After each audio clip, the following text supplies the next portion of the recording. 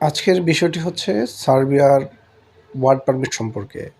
অবশ্যই আমাদের সঙ্গী থাকবেন। তো এখন আমরা সার্বিয়ার ওয়েবসাইটে চলে গেলাম। যাওয়ার পরে এখানে আপনাদের হচ্ছে স্ক্রলিং করে নিচে যাবেন। নিচে যাওয়ার পরে হচ্ছে দেখতে পাবেন যে ভিসা অ্যাপ্লিকেশন নামে একটা অপশন রয়েছে। ওইখানে ক্লিক করবেন।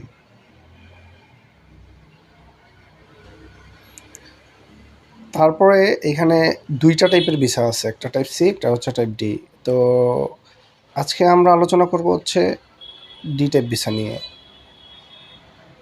এখানে যেহেতু বাংলা করা রয়েছে, আমি আবেদনে ক্লিক করব। ক্লিক করার পরে অপশন চলে আসবে।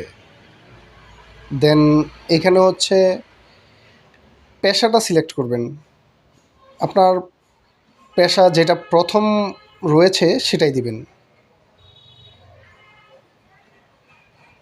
দেওয়ার পরে দেখবেন এখানে একটা নাম্বার দিতে হবে, সেটা হচ্ছে পিপিজেড। এই যে পিপিজেড ফ্রম আইডি, এইটাতে ওই নাম্বারটা বসিয়ে দিবেন।